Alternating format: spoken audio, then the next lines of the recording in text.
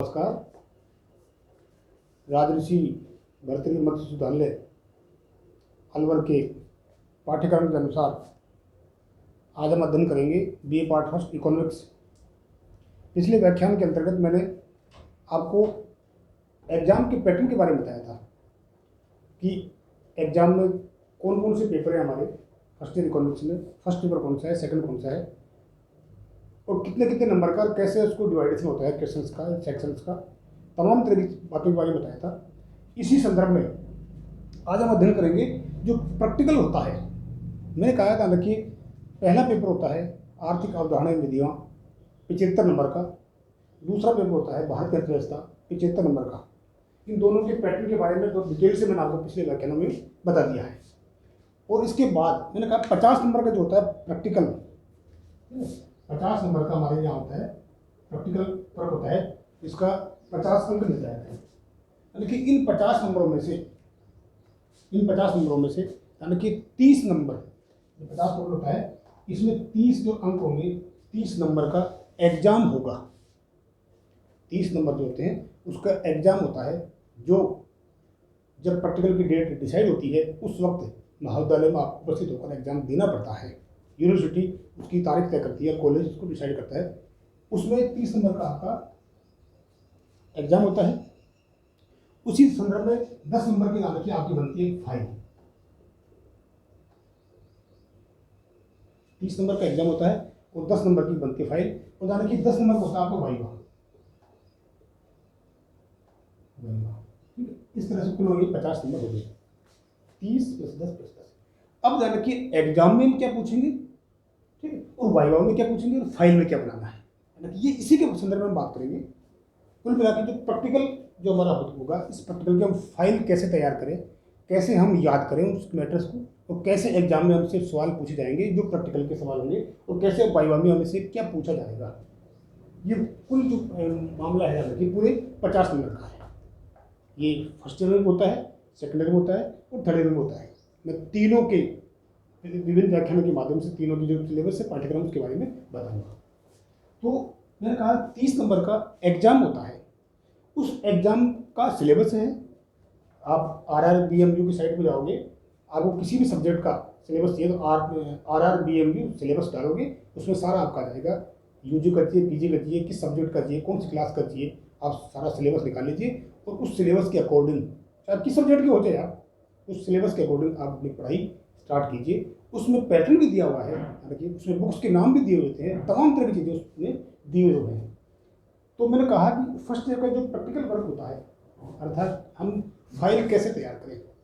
सबसे पहले तो आप मार्केट से एक ऐसी फाइल ले लीजिए जिसमें एक तरफ लाइनिंग होती है और एक तरफ ब्लैंक पेपर होता है। यानी कि जो फाइल होती है इसमें एक तरफ लाइनिंग होगी, एक तरफ बिल्कुल प्लेन होगा, या ये तो इसमें हो जाएगा, या मान लीजिए आपको ये नहीं मिले तो एक तरफ लाइनिंग और दूसरी तरफ ग्राफ इसलिए और प्लेन पेपर इसलिए जिसलिए हम डायग्राम बना सकें, क्योंकि आप शास्त्र में हम जानते हैं कि हमारे डायग्राम इंपॉर्टेंट है और हर क्वेश्चन में डायग्राम होते हैं। ठीक है, तो प्रैक्टिकल का मतलब भी कहीं भी डायग्राम से संबंधित है। इसलिए तो एक तरफ ग्राफ या प्लेन हो, एक तरफ आपकी लाइनिंग हो, ऐसा एक हम कॉपी मार्केट से ले लेंगे और उस कॉपी के अंतर्गत निम्न जो सवाल है मैंने मुख्य रूप से तैयार किए हैं, इन सवालों को एक एक को हम उसमें हल करेंगे। जिसमें लेफ्ट साइड में तो आपके डायग्राम बना देना, ठीक है, और राइट में उसके बारे में जो वर्णन है वो हम लिख देंगे, या टेबल, अगर जिसमें टेबल बनाना चाहिए तो एक तरफ उसमें टेबल भी बना सकते हैं। खैर, तो इसी संदर्भ में हमारे जो क्वेश्चन हम देख रहे हैं, तो पहला क्वेश्चन हम देखते हैं, ये आपका पैटर्न है कर दिया। तो इस एग्जाम में भी ध्यान रखिए, जो 30 नंबर का जो एग्जाम होगा, जो प्रैक्टिकल जो कॉलेज में आपसे लिया जाएगा उसी दिन, ठीक है, उस 30 नंबर में से जो क्वेश्चन आएंगे वो क्वेश्चन भी इससे संबंधित ही होंगे, क्योंकि ये मोस्टली आपके सिलेबस के अकॉर्डिंग दिया हुआ है, उसके अकॉर्डिंग मैंने क्वेश्चन तैयार किए हैं। यही आपके 30 नंबर का जो पेपर होगा उसमें पूछे जाएंगे। आपके उस टाइम 4 सवाल या 5 सवाल दे दिए जाएंगे, आपसे 2 या 3 सवाल करवाएंगे उसमें से, ठीक है। तो ये 30 नंबर का जो मुख्य रूप से इनमें से आएंगे। जो फाइल होगी, यानी कि फाइल में भी ये क्वेश्चन ही तैयार करने हैं आपको, ठीक है। और जो वाइवा होगा यानी उसमें भी आपके ज़्यादातर इन क्वेश्चनों में से, या आपके जो पेपर के बारे में फर्स्ट पेपर है, सेकंड पेपर है, या कोई करंट आर्थिक इशू जो इस तरह से हैं, हम रिपोर्ट राइटिंग में तैयार करेंगे, इनके बारे में आपसे पूछा जाएगा। तो ये आपको कंप्लीटली तैयार करना है। तो पहला क्वेश्चन हमारा है, कुल उपयोगिता व सीमांत उपयोगिता के मध्य संबंध को तालिका व रेखाचित्र से स्पष्ट कीजिए। कुल उपयोगिता व सीमांत उपयोगिता के मध्य संबंध को तालिका व रेखाचित्र से स्पष्ट कीजिए। यानी कि हमने कॉन्सेप्ट मेथड में पढ़ लिया है। यानी कुल उपयोगिता हम लिखना क्या है, पहले बताएंगे कुल उपयोगिता किसे कहते हैं। ठीक है, कुल उपयोगिता का अर्थ आ जाएगा राइट पेज पर, सीमांत उपयोगिता का अर्थ आ जाएगा। ठीक है, सीमांत उपयोगिता कैसे कहते हैं, दोनों की जो इसका जो सीमांत उपयोगिता फॉर्मूला है वो भी जाएगा। फिर हम एक तालिका लेकर जाना, एग्जाम्पल लेकर, तालिका लेकर कि किस प्रकार से एक वस्तु की विभिन्न इकाइयों की मात्रा में हम जब वृद्धि करते हैं तो किस प्रकार से हमारी कुल उपयोगिता बढ़ती है। ठीक है, फिर उसके बाद में कम कैसे होती है, क्यों होती है, और उसके बाद उसी के अकॉर्डिंग हम सीमांत उपयोगिता कैसे निकालते हैं। ठीक है, कुल उपयोगिता का जो अंतर है वो हम सीमांत उपयोगिता कहते हैं। अर्थात एक वस्तु की हर अगली इकाई की मात्रा में जो वृद्धि करने से कुल में जो परिवर्तन होता है वो सीमांत कहलाता है। ठीक है, इसलिए वो हम एक तरफ राइट में इनके सबके बारे में अर्थ, फॉर्मूले और तालिका तैयार कर लेंगे, और लेफ्ट में दोनों के मध्य संबंध की जो एक डायग्राम है उस डायग्राम को बड़े सावधानी से साफ अक्षर में पढ़ाना है। कुल उपयोगिता, सीमांत उपयोगिता, ये हमको याद भी करना है। ध्यान रखिए, ये सभी सारे के टॉपिक जो है वो इकोनॉमिक्स से संबंधित भी है, ये रिलेटेड भी है। ये आपको कोर्स में भी आपके कॉन्सेप्ट और मेथड की किताब में से भी है। ज़्यादातर एक दो टॉपिक ऐसे हैं जैसे मांगवान का, जो आपको सेकेंडरी में पढ़ना पड़ेगा। कहीं ना कहीं सारे जो टॉपिक हैं वो आपके इकोनॉमिक्स के सब्जेक्ट के संबंधित भी हैं, जो आपको पढ़ना भी चाहिए, पढ़ना है आपको, तो आपके आगे भी काम आएंगे। ठीक है, दूसरा है मांग और पूर्ति फलन किसे कहते हैं। मांग वक्र और पूर्ति वक्र। ठीक है, मांग और फलन किसे कहते हैं, पूर्ति फलन किसे कहते हैं, हम इसके पहले अर्थ बताएंगे। ठीक है, फिर पूर्ति फलन इसका अर्थ बताएंगे, फिर दोनों की ध्यान रखिए तालिका के लेकर हम डायग्राम की सहायता से, तालिका की सहायता से मांग और पूर्ति वक्रों के बारे में हम स्पष्ट करेंगे कि मांग वक्र, ये मांग डिमांड वक्र है। ठीक है, जो नेगेटिव से लोपान होता है। ठीक है, और ये हमारा पूर्ति वक्र है, और किस प्रकार से मांग और पूर्ति में वृद्धि और कमी होती है। ठीक है, एक विस्तार संकुचन होता है। ठीक है, कि डिमांड वक्र, सप्लाई वक्र कैसे शिफ्ट होता है आगे। ठीक है, इसके बारे में बता देंगे, और कैसे हम डिमांड में होती है जैसे मांग की मात्रा आगे पीछे कैसे, इनके बारे में बता देंगे। तो ये मांग और पूर्ति फलन का अर्थ बता के तालिका के द्वारा इसको सबको स्पष्ट करना है। ठीक है, तीसरा क्वेश्चन हमारा है अल्पकालीन व सीमांत, अल्पकालीन औसत व सीमांत लागत वक्रों की तालिका वो रेखाचित्र से स्पष्ट करना है। यानी कि अल्पकालीन लागत वक्र, ठीक है, अल्पकालीन सीमांत वक्र। ये आपके फर्स्ट ईयर की किताब में आपके ध्यान में जो लास्ट चैप्टर है कुल औसत और सीमांत की अवधारणा। ठीक है, उसमें हमने पिछले व्याख्यान में पढ़ाई भी डिटेल्स में आपको बताया भी है कुल औसत और सीमांत की अवधारणा कैसे क्या करते हैं। ठीक है, इस प्रकार से कुल उत्पादन के क्षेत्र में, उत्पादन के क्षेत्र में, लागत के क्षेत्र में और आय के क्षेत्र में। तो उसकी लागत के क्षेत्र में कि हमने पढ़ा कुल औसत और सीमांत की अवधारणा के अंतर्गत, तो किस प्रकार से अल्पकालीन औसत लागत वक्र और सीमांत लागत वक्रों को कैसे ज्ञात करते हैं। ये ध्यान रखिए, हम अल्पकालीन ये भी कह सकते हैं अल्पकालीन लागत वक्र तमाम तरह के हैं, इसमें औसत और सीमांत है। इसके अलावा हम जो कुल लागत वक्र है इसमें कौन सा मैंने बताया आपको, जैसे स्टार्ट यहीं से करते हैं, टोटल फिक्स कॉस्ट आता है। ठीक है, टोटल फिक्स कॉस्ट आ गया, इसको टोटल वेरिएबल कॉस्ट आ गया। ठीक है, इन दोनों को मिला देंगे हम आ जाएगा टोटल कॉस्ट आ जाएगा। ठीक है, ये तो हमारा हो गया कुल का। फिर हम एवरेज पा जाएंगे, इसका average AFC, average fixed cost आ जाएगा। ठीक है, फिर हम आ जाएंगे इसका average ABC, average variable cost. ठीक है, बिल्कुल टीवीसी अपॉन क्यू आ जाएगा। ठीक है, फिर हम आ जाएगा इसका टोटल कॉस्ट का।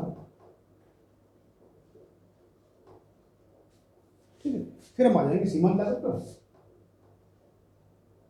ठीक है, ये हम लिखते हैं डेल्टा,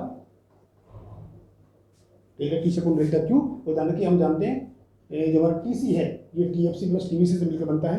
ठीक है, और टीएफसी का जो हमारा चेंज आएगा या परिवर्तन मूल्य है, जो सीमांत मूल्य है, वो हमारा शून्य आता है। इसलिए ये भी कह सकते हैं बराबर delta TVC upon delta Q, ये भी हम बोल सकते हैं। तो इन तमाम तरह के ये कुल औसत सीमांत लागतें हैं अल्पकालीन।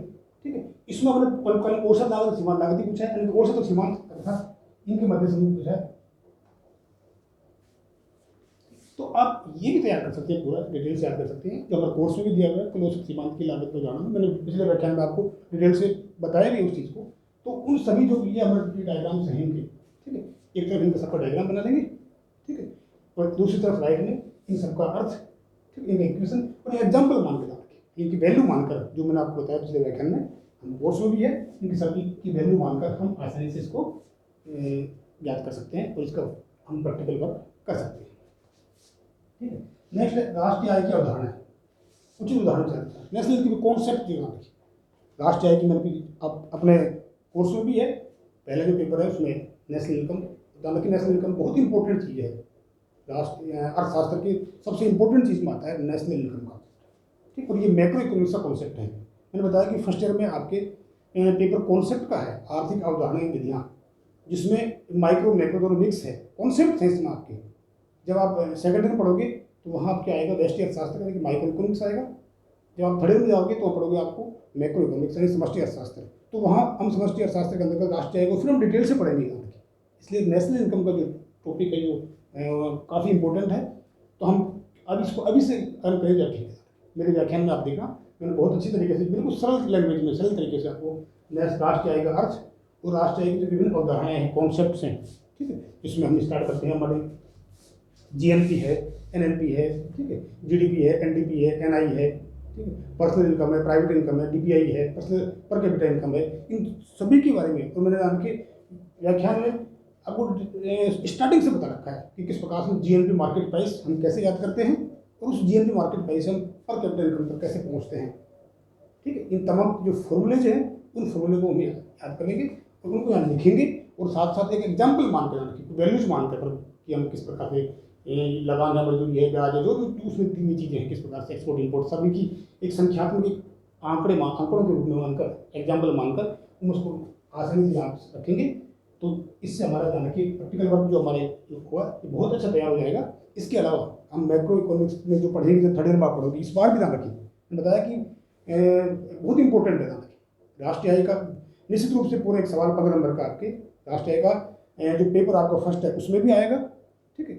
और जहाँ तक जब प्रैक्टिकल वर्क होगा 30 नंबर का एग्जाम, इसमें भी एक सवाल राष्ट्रीय आय का आएगा, ठीक। और कहीं न कहीं इसमें आपको वाइवा में पूछा जाएगा जाना कि क्योंकि बहुत इंपॉर्टेंट चीज़ है, इसलिए राष्ट्रीय आय को छोड़ेंगे आप और इसमें इसको आप डिटेल्स तैयार कीजिए। राष्ट्रीय आय किसे कहते हैं, राष्ट्रीय आय की कौन सी कॉन्सेप्ट से अवधारणा है, ठीक है, ये इसमें हम अध्ययन करेंगे। नेक्स्ट है प्रश्नावली निर्माण करना, बहुत इंपॉर्टेंट। किसना प्रश्नावली निर्माण करें, यानी कि हमें बता नहीं रखा कि किसकी, यानी कि प्रश्नावली एक ऐसी चीज़ होती है जो बहुत इंपॉर्टेंट है, ठीक है।